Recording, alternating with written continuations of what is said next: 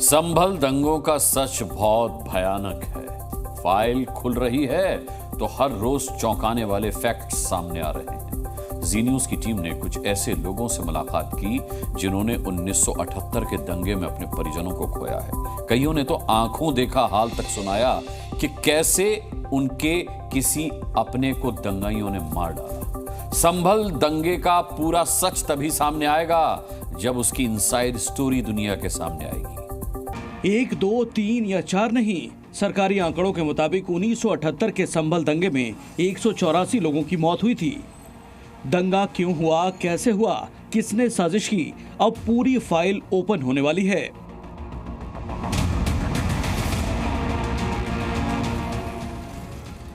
साल 1978, 1986, 1992, 1995। संभल के कैलेंडर में तारीखें बदलती रहीं, लेकिन 1978 के दंगों के जख्म हरे के हरे रहे। 1978 से लेकर बाबरी मस्जिद विध्वंस और उसके बाद साल 1995 तक दंगे भड़कते रहे। संभल सिसकता रहा।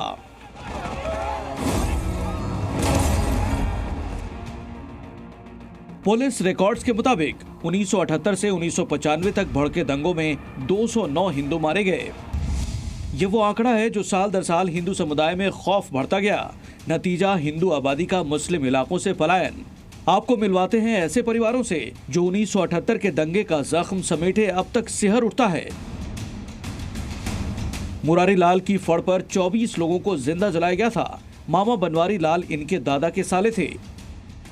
मुरारी लाल के पोते संजय गुप्ता ने जी न्यूज से बातचीत की। तब संजय गुप्ता सिर्फ 15 साल के थे, लेकिन जहन में आज भी वो खौफनाक तस्वीरें जिंदा हैं।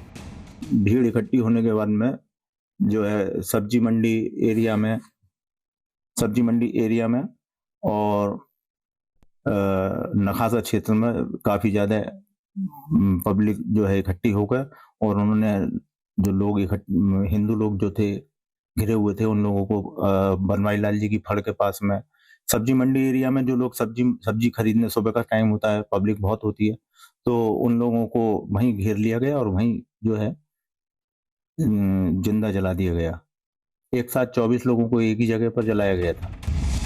46 साल पहले संभल को जलाया गया, कत्लेआम हुआ। 1978 के दंगों में पलायन ने संभल का सामाजिक समीकरण बदल डाला।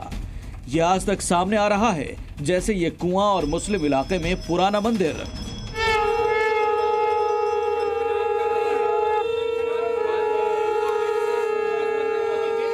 हाँ, सरकारी आंकड़ों के हिसाब से तो 184 हैं।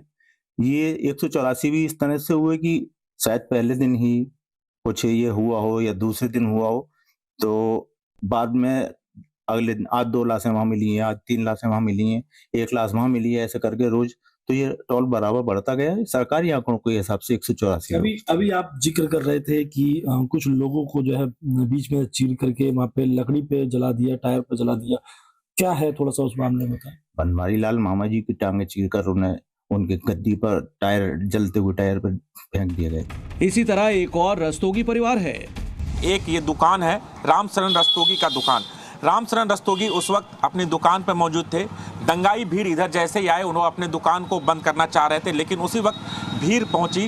रामशरण रस्तोगी के इस दुकान को आग के हवाले कर दिया, जला दिया गया। उसके बाद रामशरण रस्तोगी की हत्या कर दी गई। हत्या करने के बाद उनकी लाश को इस कुएं में फेंक दिया गया था।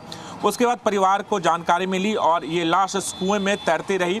काफ़ी मुश्किल के बाद उनकी लाश को यहाँ पर निकाला गया। आज की तारीख में इस कुएं को यहाँ पर बंद कर दिया गया है और वहाँ पर देखिए एक मकबरा भी है। मर्डर उन्होंने कोई गोली मारकर उसको नहीं किया, उन्होंने बड़ी निर्मम हत्या करी। वो क्योंकि उनके यहाँ बर्फ़ भी बिकता था। उन्होंने जो है बर्फ़ के उससे उनके माथे पर करीब 14-15 घाव थे माथे पर। बर्फ़ की सिल्ली काटने की जो वो होती है, एक दांतेदार वो होती है, उससे होती है। एक सुम्मी होती है, छोटे छोटे बर्फ़ के टुकड़े काटे जाते हैं, उससे उन्होंने पेट में डाल करके उनके वो घुमा दिया। इसके अलावा जो वो नकली दांत लगाते थे, उन्होंने यहाँ से वो सुम्मी मारी है और यहाँ पार कर दी, जिससे कि उनके जो दांत का वो था जबड़े में लगा हुआ था वो भी टूट गया और वो उनके साथ जो उनका बोरी में शव मिला था उसके साथ उसके वो रखा हुआ था। 1978 के दंगे की वो कहानियां संभल में सबकी जुबान पर हैं। कैसे संभल में मुस्लिम आबादी घनी होती गई और कैसे हिंदुओं का पलायन बढ़ता गया। 1947 में संभल में 55% मुसलमान और 45% हिंदू रहते थे, लेकिन तब से लेकर अब तक डेमोग्राफी ऐसी बदली है कि अब यहाँ 85% मुसलमान हैं और सिर्फ 15% हिंदू हैं। तो क्या संभल में मौजूदा तनाव की वजह आबादी का यही बदला समीकरण है? संभल में मुस्लिम समुदाय के बहुसंख्यक हो जाने का मतलब ये तो नहीं कि यहाँ हिंदू आबादी का रहना मुश्किल हो जाए। अगर ऐसा है तो संभल को एक बार फिर से संभलने की जरूरत है। ब्यूरो रिपोर्ट, जी मीडिया। जी न्यूज़।